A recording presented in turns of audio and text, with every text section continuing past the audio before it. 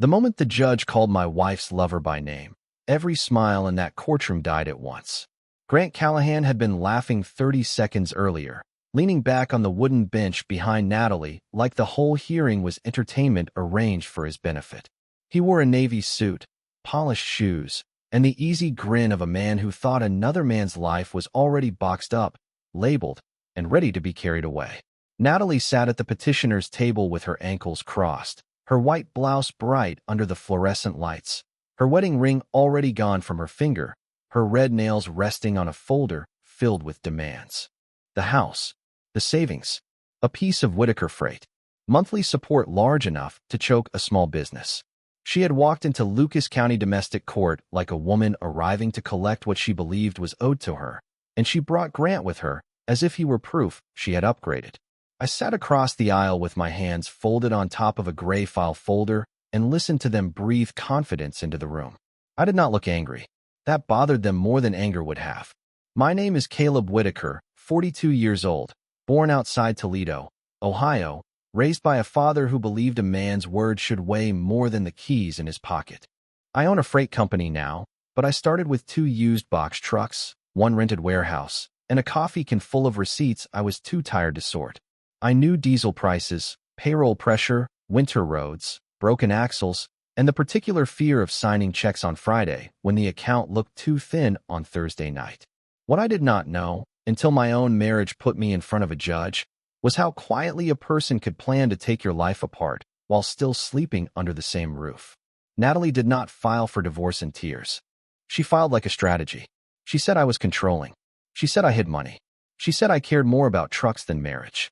Her attorney made every sentence sound clean, reasonable, almost polished enough to forget the dirt underneath it. Behind her, Grant gave one small laugh when my company valuation came up, just a soft breath through his nose, but I heard it. So did my attorney, Robert Keene, who did not turn around, did not blink, only slid his pen 1 inch across his legal pad. Judge Miriam Holloway listened from the bench with the tired patience of someone who had seen love turn into paperwork 1,000 times. The courtroom smelled like old varnish, printer toner, and rainwater tracked in from the parking lot. Outside, late October clouds pressed against the courthouse windows. Inside, Natalie's voice stayed smooth. Grant's smile stayed loose. Mine stayed still. Because the truth was sitting beneath my right hand in that gray folder, clipped, numbered, copied, and signed. Not accusations. Not jealousy. Evidence. When Natalie's lawyer finished, he gave the little nod men give when they think the room belongs to them. The judge looked toward our table and asked if we had anything further before temporary orders. Robert stood first, buttoned his jacket, and said, "Your Honor, my client has 1 item for the record." He handed the folder to the clerk. Paper moved from hand to hand. Natalie rolled her eyes before she could stop herself. Grant leaned toward her and whispered something that made her mouth twitch. Then Judge Holloway opened the file. The room changed slowly at first. A page turned, then another. Her eyes stopped on the 3rd document. The pen in her hand quit moving. Natalie's smile thinned. Grant's did not yet. He still thought he was watching my divorce. He did not understand he had just become part of it. Judge Holloway lifted her eyes from the folder and looked past Natalie, past her attorney, directly to the back row. Her voice was calm enough to cut glass. "Mr. Grant Callahan, please stand." That was the first time I saw fear touch his face. 18 months before that judge said Grant Callahan's name, I still believed my marriage was tired, not broken. There is a difference, or at least I thought there was. Tired means 2 people work too much, talk too little, and keep promising dinner next week. Broken means one person is already building a door while the other is still fixing the roof. I did not see the door at first. I saw small things and explained them away because that is what husbands do when they are trying to keep peace inside a house. Natalie started coming home later from her marketing job downtown, saying client dinners had run long or traffic on Interstate 475 had been a nightmare. Her phone began spending more time face down than face up. She changed the passcode she used to share without thinking. She bought new clothes and called it professional growth. None of those things are proof of anything by themselves. They are just pebbles. You do not notice the mountain until it is already casting shade over your life. Back then, Whitaker Freight was growing faster than I could sleep. We had gone from 2 trucks to 27, From one dispatcher to a real office staff, from local deliveries around Toledo to routes stretching into Indiana, Pennsylvania, and Kentucky. I was proud of that, but pride has a cost. My morning started at 4:45, before the neighborhood lights came on, with black coffee, route reports, and weather maps. Some nights I came home smelling like diesel, cold air, and cardboard from the warehouse floor. Natalie used to kiss me anyway. She used to laugh and say I carried the whole Midwest on my jacket. Then one day she stopped laughing. Not all at once. That would have been easier to notice. Her warmth faded by inches. A shorter answer at breakfast. A sigh when I mentioned payroll. A look across the dinner table like she was studying a man she had already outgrown. I tried to be patient. I told myself success changes people for a while, and then they settle back into who they are. But Natalie did not settle back. She drifted farther. The woman who once helped me tape handwritten route maps to the apartment wall started talking about image, status, and the kind of life she said we deserved now. She wanted a bigger house in Perrysburg, charity events, better cars, better restaurants, better friends. I wanted quiet Sundays, clean books, safe drivers, and a wife who looked at me like I still mattered when the work boots came off. The first time she mentioned Grant, we were standing in our kitchen while sleet tapped against the windows. She said his name casually, like tossing a receipt onto the counter. Grant Callahan, financial consultant, a friend of a friend. He had ideas about wealth protection, lifestyle planning, tax exposure. I remember drying my hands on a dish towel and asking why a marketing manager needed a financial consultant I had never met. She smiled without showing her teeth and said, "Because someone in this marriage should think bigger than delivery routes and repair bills." That sentence did not explode. It landed quietly. That was worse. I stood there with the towel in my hands, hearing the furnace hum, watching a single drop of water run down the sink. I wanted to answer. I wanted to remind her whose repair bills had built the house around us. But her face told me the trial had started long before I knew I was on the witness stand. Grant Callahan entered our life through language before he ever entered a room. That was the strange part. For weeks, I heard his phrases coming out of Natalie's mouth like she had borrowed a new vocabulary and forgotten to return it. Asset positioning, lifestyle alignment, underutilized equity. Words that sounded expensive and meant nothing when spoken across a kitchen table where the dishwasher still leaked if you ran it past midnight. She started correcting me when I talked about the company. Not asking questions. Correcting.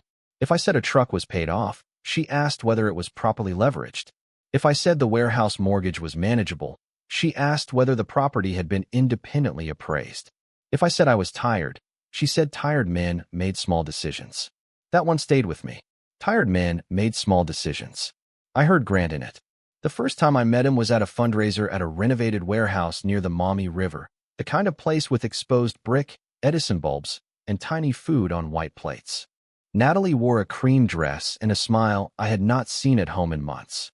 Grant stood beside her when I arrived from a late dispatch issue, still in a dark sport coat that smelled faintly of cold air and truck exhaust. He was tall, clean-shaven, with silver at his temples placed so perfectly it looked negotiated. His handshake was firm in the way men practice in mirrors. "Caleb Whitaker," he said, like my name was a file he had already read. The freight guy. Not owner. Not founder. Not husband. The freight guy? Natalie laughed lightly, not enough for anyone else to notice, but enough for me. That was the first cut. Small, clean, public. Grant asked about routes, fuel costs, insurance exposure, all with a pleasant face and eyes that never warmed.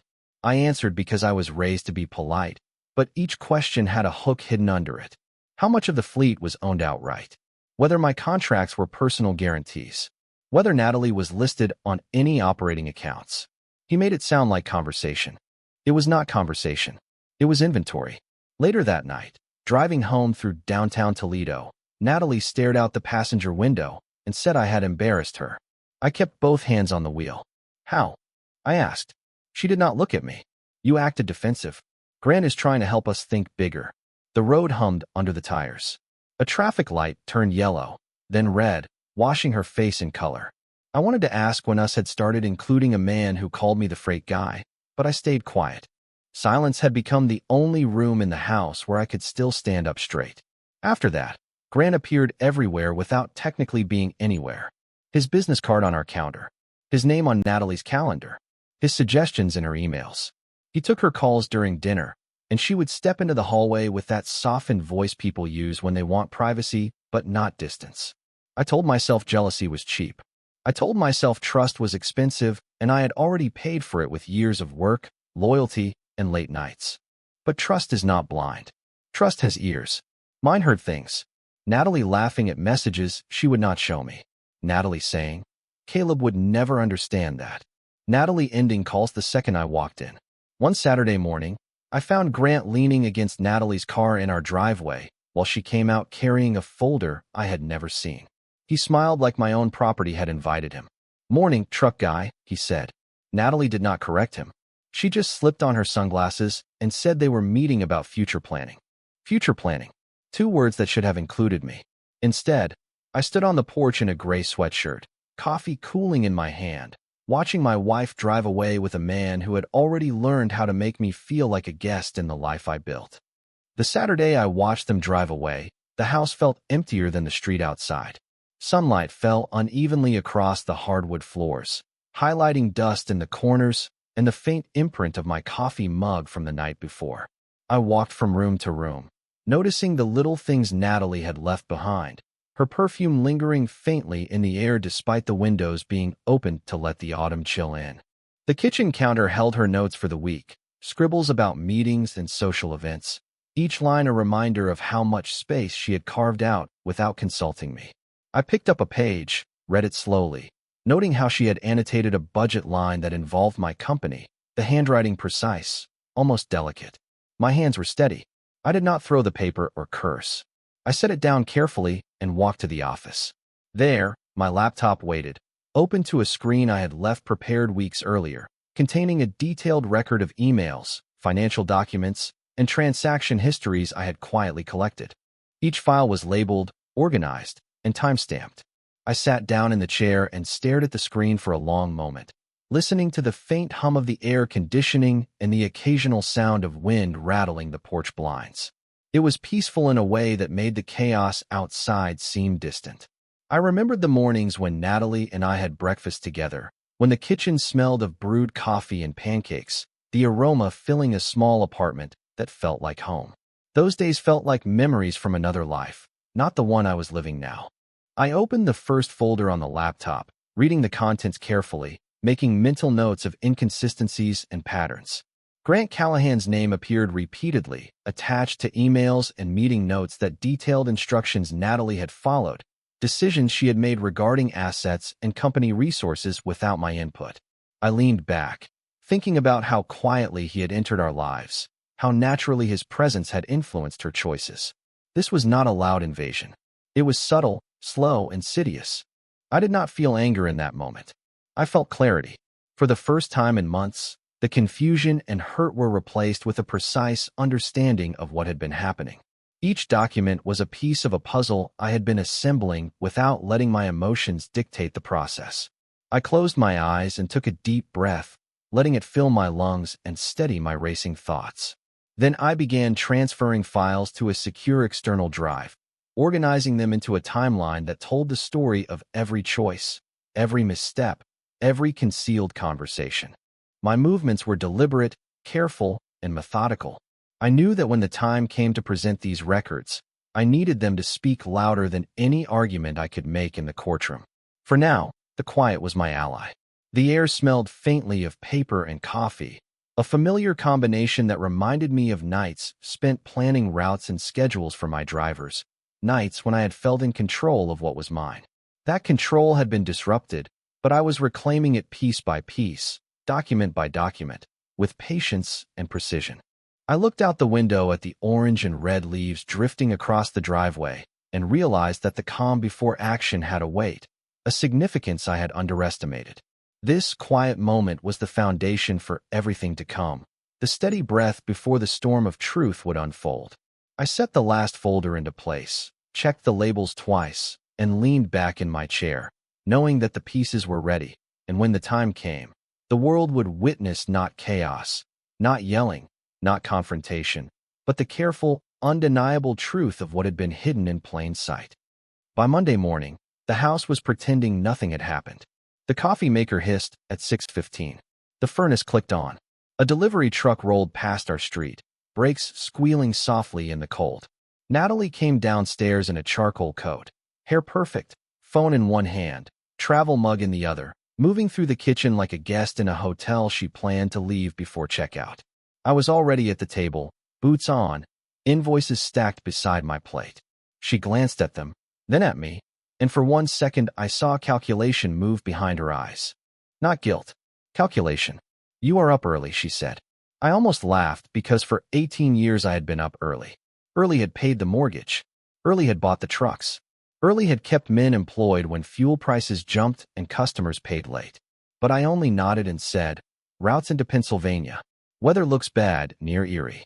She gave the kind of smile people give when they hear a language they do not care to learn. Then she left. The door closed gently. That was how most things ended with Natalie by then.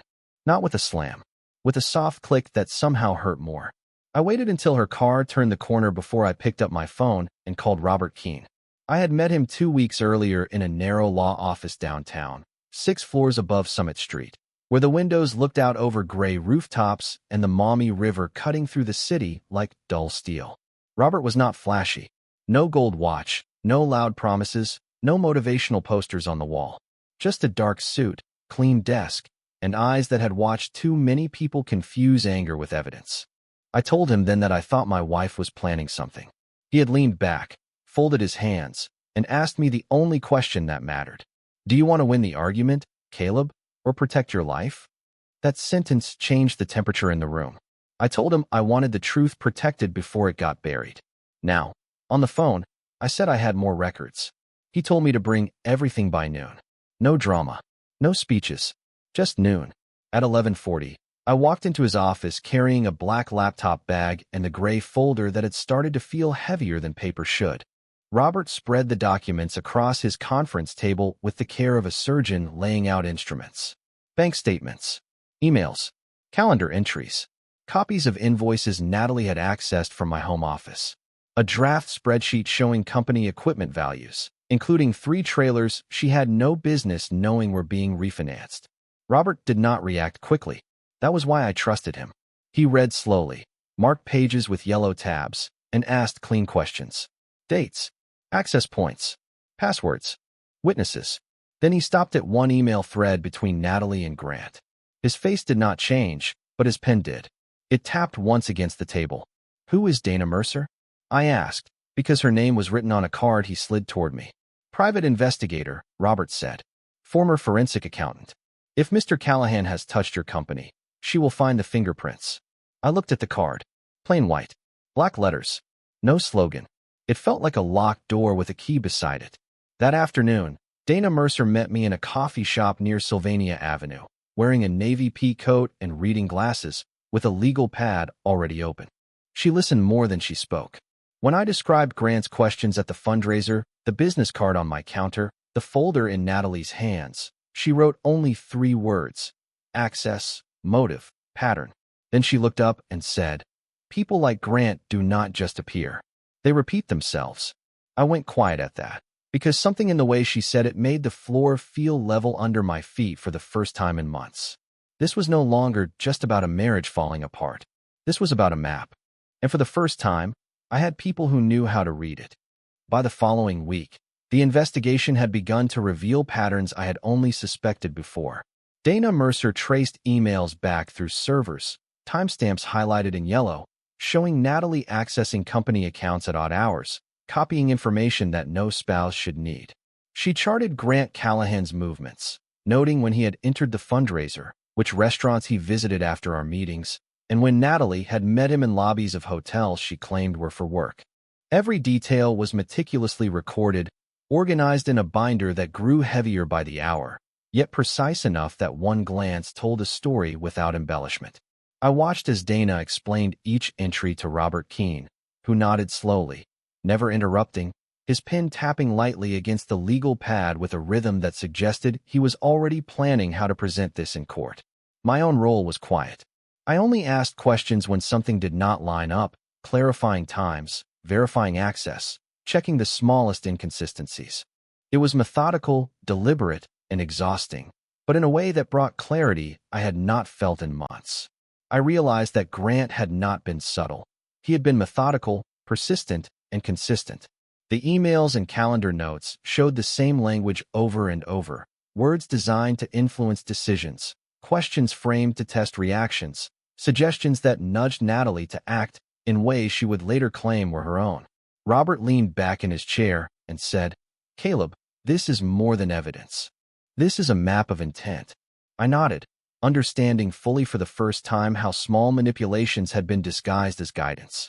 That evening, I returned home and walked through the quiet house, noting every detail as if I were inspecting a property I owned but had been unaware of its cracks.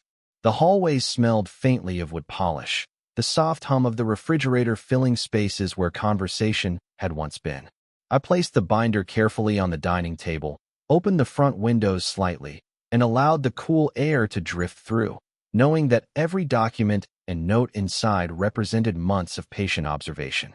I reviewed the chain of communications once more, noting each date and each action, realizing that the puzzle was complete but still fragile, dependent on precise presentation in court.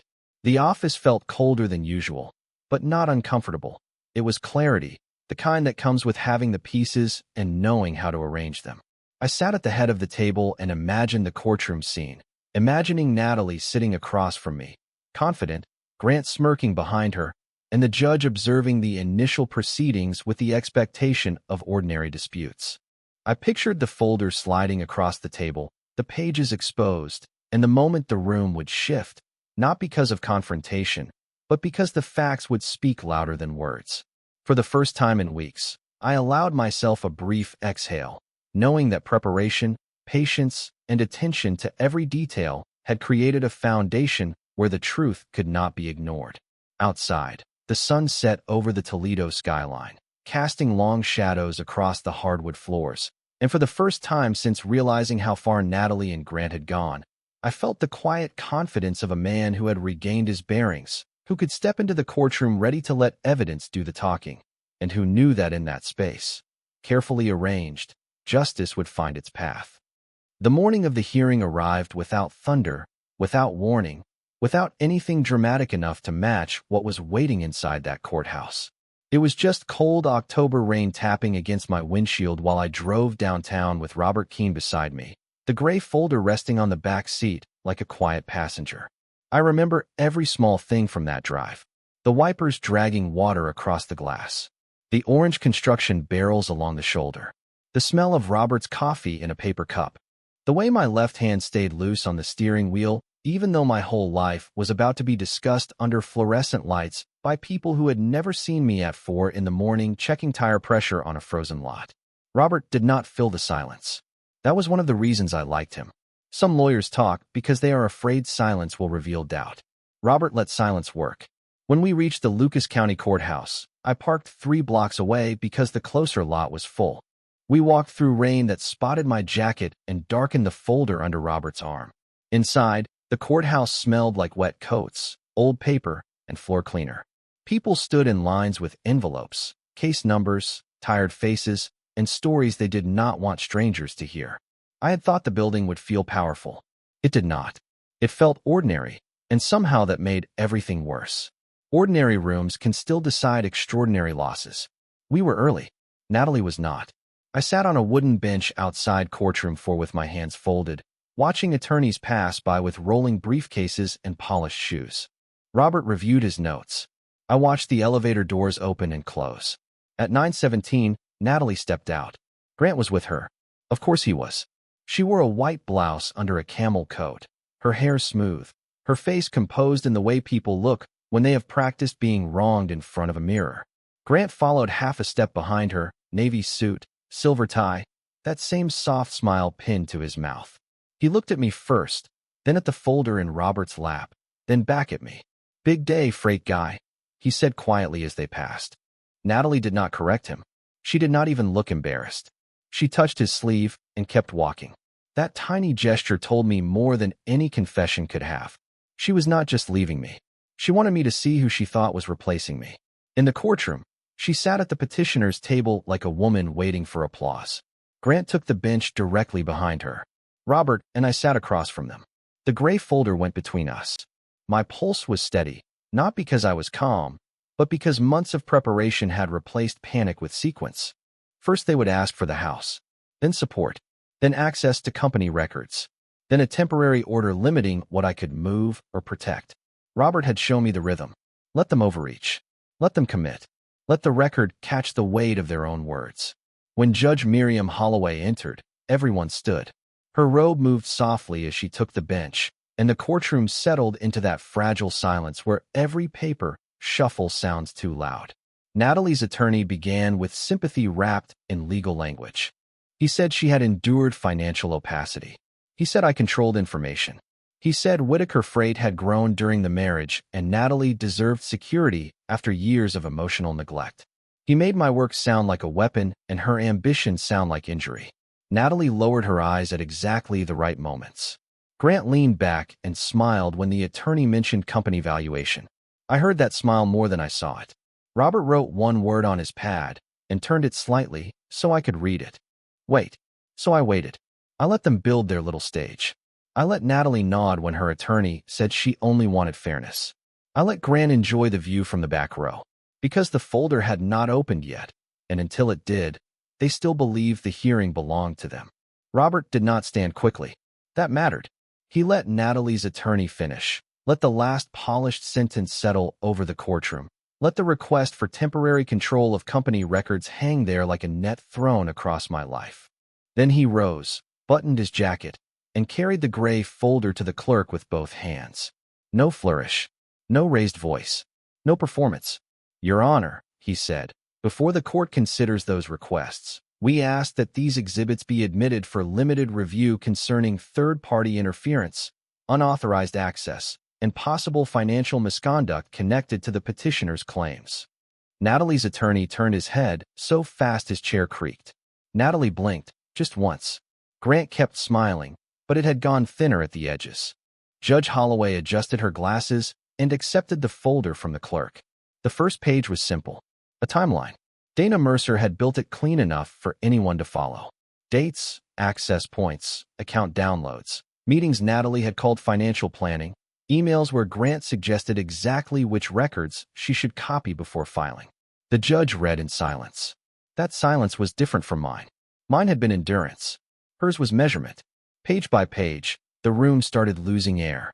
Natalie shifted in her chair. Her attorney leaned toward her, whispering. Grant looked down at his phone, then seemed to remember where he was and put it away. Robert returned to our table and sat beside me without looking proud. He had told me once that evidence should never look excited. Excitement makes truth feel like revenge. Calm makes it feel like law. Judge Holloway stopped on the third exhibit, the one Dana had found 3 nights before the hearing. It was a scanned authorization form giving Natalie temporary access to internal Whitaker Freight valuation documents. But the signature underneath, it was not mine.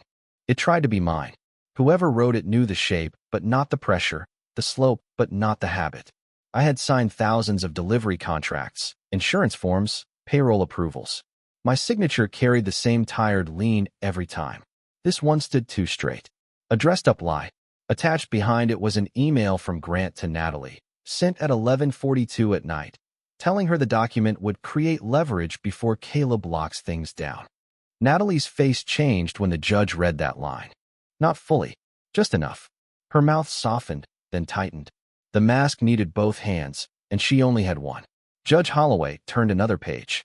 This was where Grant's old life entered the room. Dana had found a civil complaint from Michigan, filed 4 years earlier, involving investor funds, a shell consulting firm, and a pattern that looked too familiar to ignore. Different woman, different business, same vocabulary, asset protection, transitional planning, leverage. The words had traveled with him like luggage. The judge read the case summary, then the attached notice showing that a subpoena request connected to that matter had recently been reactivated after Dana forwarded information to the appropriate counsel. Grant's smile finally broke. It did not collapse all at once. It flickered, like a cheap bulb deciding whether to burn out. Natalie turned halfway toward him, confusion sharpening into something colder. For the first time since she filed, she looked less like a woman in control and more like someone who had opened a door without checking what was behind it. Judge Holloway placed both hands on the folder and lifted her eyes to the back row. "Mr. Grant Callahan, please stand." He did not move. Not immediately. The bailiff looked at him. Everyone looked at him. Then Grant rose slowly, smoothing his jacket as if fabric could restore dignity. "Your Honor, I am only here for support," he said. His voice had lost its shine. Judge Holloway did not soften. "According to these documents, you are named in communications involving unauthorized access to business records, a disputed signature, and potential interference with marital assets now being discussed before this court. You are not merely here for support." The words landed clean. No shouting. No drama. Just the sound of a trap closing because the truth had finally been given a microphone. Natalie whispered his name, but he did not look at her. That told her everything I no longer needed to say. Robert slid a second copy of the email toward opposing counsel. The man read it, and the color left his confidence. Judge Holloway ordered a recess, froze the disputed requests related to Whitaker Freight, and directed Grant to remain available for questioning connected to the documents presented. Grant sat down like his knees had forgotten pride. Natalie stared forward, eyes glossy, hands flat on the table. I looked at the gray folder, then at the empty place where my wedding ring used to rest. For months, I had wondered what justice would feel like. I thought it might feel loud. It did not. It felt like a quiet room where the wrong man had finally been asked to stand. The recess lasted 23 minutes, but it felt longer than the 18 months that brought me there. Natalie did not turn around during that time. Grant stayed on the back bench with his hands locked together, staring at the floor as if the polished wood had suddenly become the safest place in the room. Her attorney stepped into the hallway with Robert, and through the glass panel in the courtroom door, I could see their shoulders moving in the stiff language of damage control. No one laughed now. That was the part one kept noticing. The same room that had carried Grant's confidence only an hour earlier now held a silence so complete that every cough, every chair leg, every turned page sounded like a confession trying not to be heard. When Judge Holloway returned, she did not waste time. The requests involving Whitaker Freight were suspended pending further review. Natalie's demand for immediate access to company records was denied. Any claim tied to documents connected through Grant Callahan would require authentication before the court would consider it. The judge also ordered both parties to preserve all financial communications, devices, and account records. Simple words. Legal words. But I watched them land on Natalie like winter. She had walked in expecting a victory lap. She left that bench understanding she had helped build a case against herself. Grant was instructed to remain available to counsel and to respond to any lawful inquiry connected to the disputed documents. He nodded too quickly, the way people do when they want the moment to end before it grows teeth. Natalie finally looked at me then, not with love, not even with hate, with disbelief, as if I had broken some rule by not breaking down first. Maybe that was the part she never understood. I had broken down. I had done it quietly in empty rooms, in my truck outside the warehouse, at my kitchen table with cold coffee beside my hand. I had carried the weight where no one could applaud me for surviving it. By the time we reached court, there was nothing left for her to destroy in public. Robert gathered our papers and slid the gray folder back into his briefcase. "We are not finished," he said under his breath. I knew that. Divorce does not end in one hearing. Betrayal does not dissolve because a judge notices the truth. There would be more paperwork, more meetings, more mornings when the house felt too large and too quiet. But something important had changed. The story was no longer the one Natalie tried to write. I was not the controlling husband hiding money. I was not the small man she had described. I was not the freight guy standing outside my own life while another man smiled from the doorway. I was Caleb Whitaker, and the company I built with frozen hands, sleepless nights, and 20 years of honest work was still mine to protect. Outside the courthouse, the rain had stopped. The sidewalk shone under a pale strip of sun breaking through the clouds.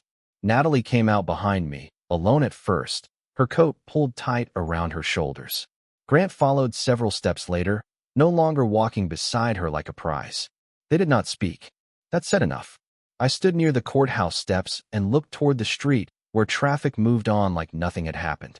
People were heading to lunch, feeding parking meters, checking phones, living ordinary lives. Mine was not ordinary anymore, but it was mine again.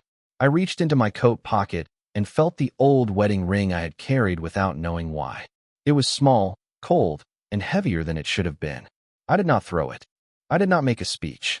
I placed it in the inside pocket of my briefcase next to the folder that had told the truth when my voice no longer needed to. Justice did not roar that day. It simply called the right name at the right time. And if you were sitting in that courtroom, watching the laughter disappear, what would you have felt first? Satisfaction, sadness, or the quiet relief of seeing the truth finally stand up? Stories like this are not just about divorce. They are about the moment a person stops begging to be believed and lets the facts walk in ahead of them. If that kind of story stays with you, stay close, because sometimes the calmest ending is the one that cuts deepest.